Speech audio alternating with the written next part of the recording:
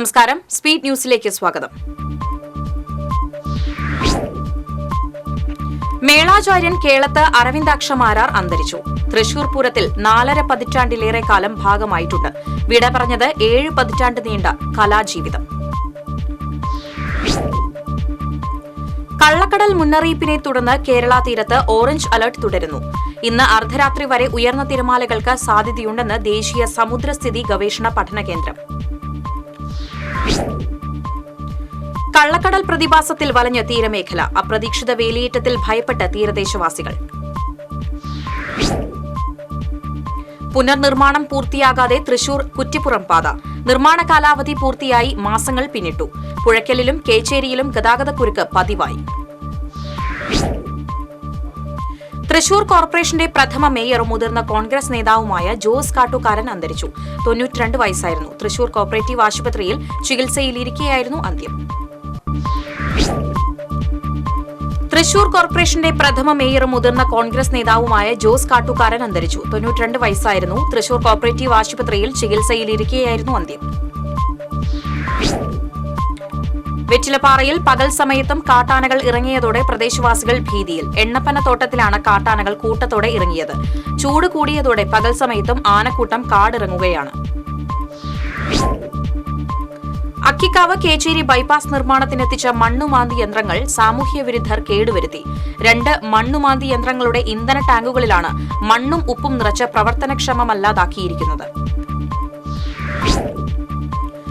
സംസ്ഥാനത്ത് driving test നാളെ മുതൽ പുനരാരംഭിക്കും. ഡ്രൈവിംഗ് സ്കൂൾ ഉടമകളുടെ എതിർപ്പ് കനത്തതോടെ ഗതാഗത വകുപ്പ് പരിഷ്കാരങ്ങളിൽ ഇളവുകൾ വരുത്തിയതോടെയാണ് താൽക്കാലികമായി സമരം അവസാനിപ്പിച്ചത്. എയർ കൂളറിൽ നിന്ന് ഷോക്കേറ്റ് 2 വയസ്സുകാരൻ മരിച്ചു. പഴയന്നൂർ എളനാട് കോലത്തുപറമ്പിൽ എൽദോസ് മകൻ ഏതനാണ് മരിച്ചത്.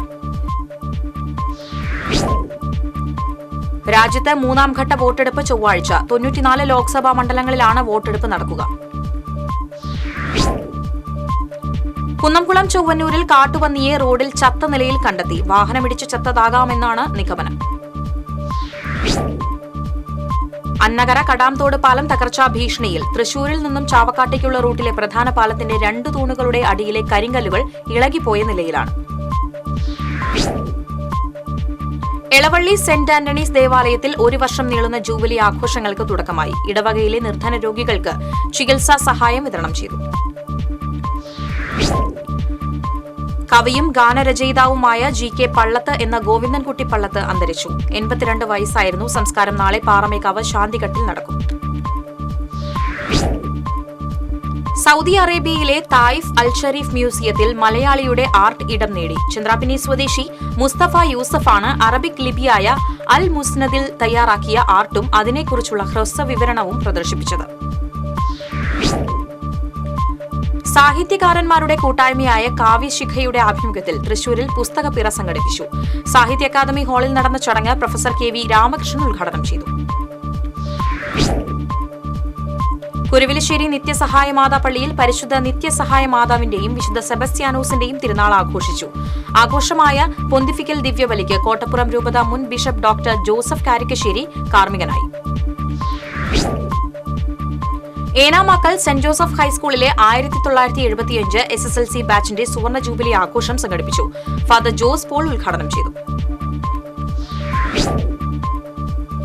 ഇതോടെ സ്പീഡ് ന്യൂസ് സമാപിക്കുന്നു. നമസ്കാരം.